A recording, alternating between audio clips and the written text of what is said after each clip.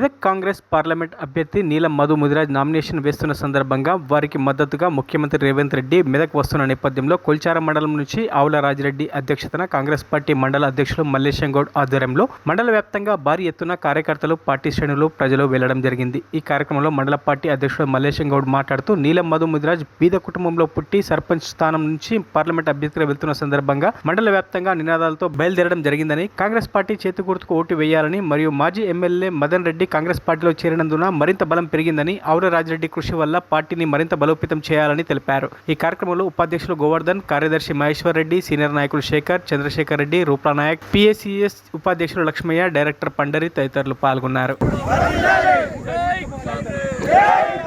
నాయకులు తెలంగాణ రాష్ట్ర ముఖ్యమంత్రి రేవంత్ రెడ్డి గారు మన నీలం మధు ముదిరాజ్ గారి నామినేషన్ సందర్భంగా మెదక్ వస్తున్న సందర్భంలో మా కొల్చారం మండల కాంగ్రెస్ పార్టీ ఆధ్వర్యంలో కొల్చారం మండల ముఖ్య నాయకులు అందరం, యూత్ కాంగ్రెస్ నాయకులు కావచ్చు, ఎన్ఎస్సీ నాయకులు కావచ్చు, అన్ని వర్గాల వాళ్ళం కూడా అందరం కూడా కలిసికట్టుగా మేము మా మండలం నుంచి మొబిలైజేషన్ చేసుకొని ఈరోజు ఇక్కడ మేము ప్రెస్ మీట్ ఇవ్వడం జరుగుతుంది.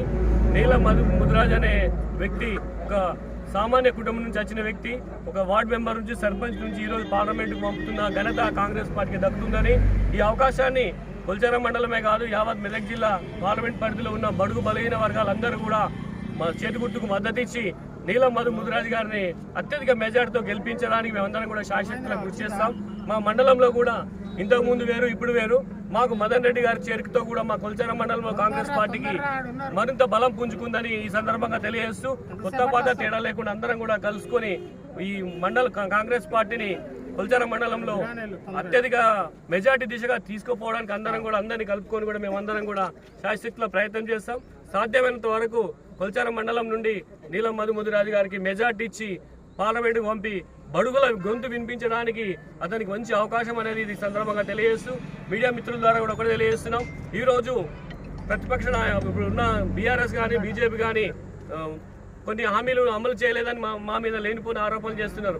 వాళ్ళకి సూటికి ఒకటే ప్రశ్న అడుగుతున్నారు. 10 ఏళ్ళ అధికారంలో ఉండి మీరు ఒక దళితునికి 3 ఎకరాల భూమి ఇవ్వలేరు, దళిత బంధు ఎక్కడ కూడా ఇంప్లిమెంట్ చేయలేరు, డబుల్ బెడ్రూమ్ అని 2 సార్లు అధికారంలోకి వచ్చి ఎక్కడ కూడా మా కొల్చారమే కాదు. మరిన్ని అప్డేట్స్ కోసం మా ఛానల్ని సబ్స్క్రైబ్ చేయండి.